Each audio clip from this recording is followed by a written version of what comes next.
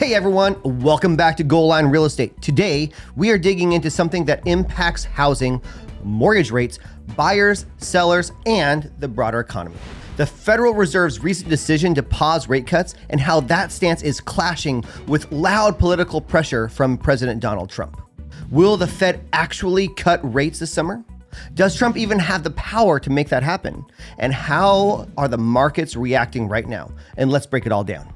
Right now, Federal Reserve Chair Jerome Powell and the Fed decided to keep interest rates unchanged at around 3.5% to 3.75% after 3 rate cuts last year. Officials publicly said they want to see more economic data before moving again, basically signaling a pause instead of cutting again immediately. That's a pretty big deal given the level of political pressure they've faced recently. At the same time, inflation is still a bit above the Fed's 2% target and the job market isn't screaming recession, so Powell and company are saying, let's not rush. And on the other side of the political spectrum, Donald Trump has been very vocal, repeatedly calling for deeper rate cuts to boost economic activity and lower borrowing costs like mortgages. That pressure campaign has even included talk of replacing Powell when his term ends in May. Trump has chosen Kevin Warsh, a former Fed governor, and his pick to lead the Fed next. Markets have been watching this closely. The big question is, can Trump really force a more aggressive monetary policy? The short answer, not directly.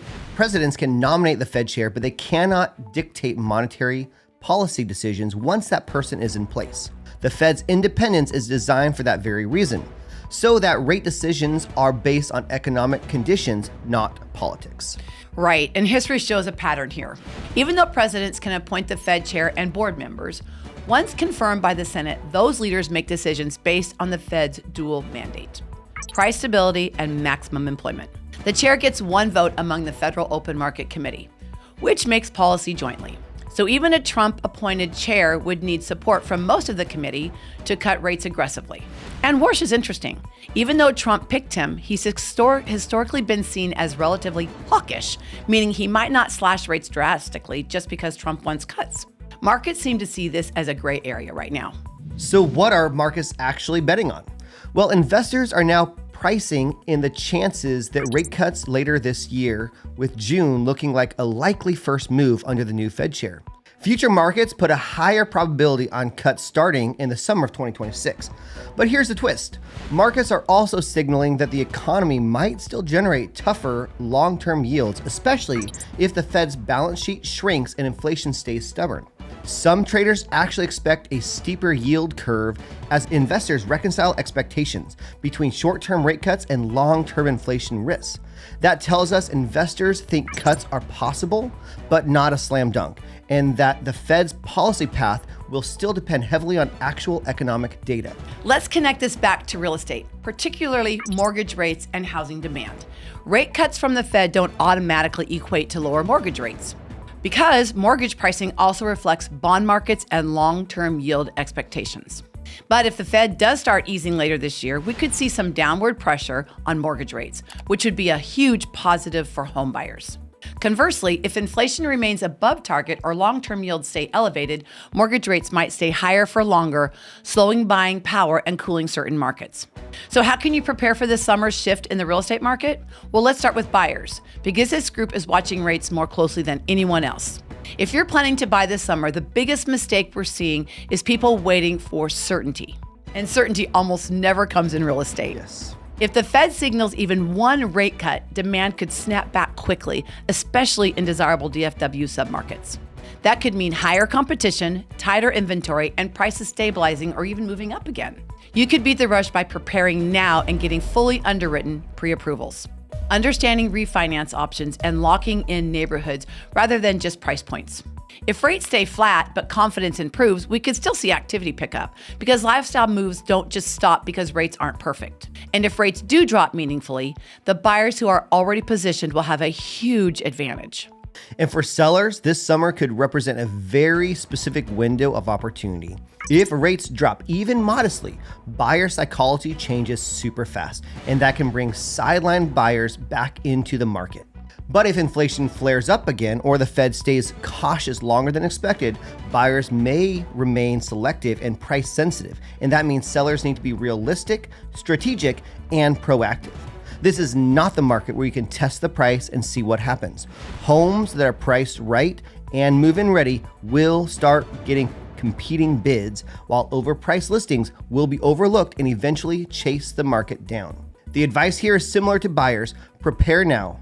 Repairs, staging, timing, so that your house can list quickly if momentum picks up. Waiting too long could mean missing that brief demand surge. To be honest, many buyers may temporarily have a lapse in judgment because they'll think the window of opportunity is much smaller than what it really is if rates drop. For investors, this is where things get really interesting. There are basically two summer scenarios you need to be prepared for. Scenario 1, rates ease, borrowing costs come down, and competition for quality deals increases again.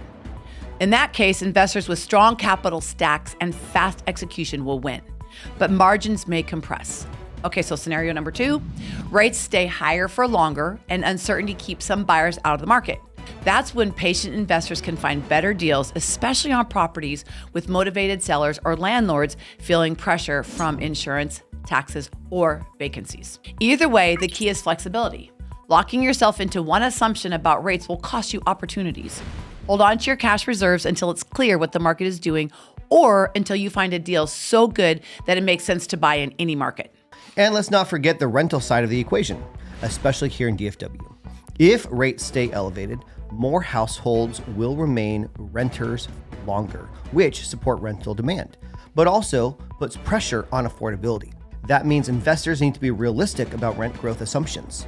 We're not in an era of automatic double-digit rent increases anymore. But at the same time, Dallas-Fort Worth communities continue to benefit from population growth, job creation, and corporate relocations. That underlying demand gives us market resilience even when national headlines feel a little bit shaky. So while timing matters, location and fundamentals still matter more than trying to be perfectly predicting what the Fed's going to be doing. So here's the bottom line.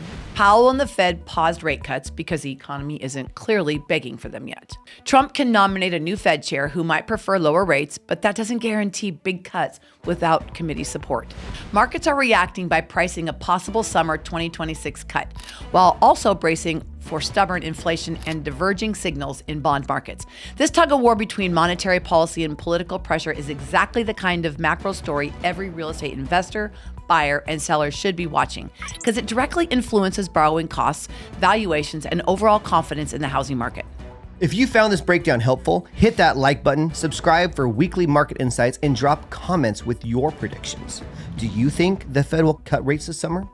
Or do you think they'll stay cautious? Thanks for watching. We'll see you in the next video.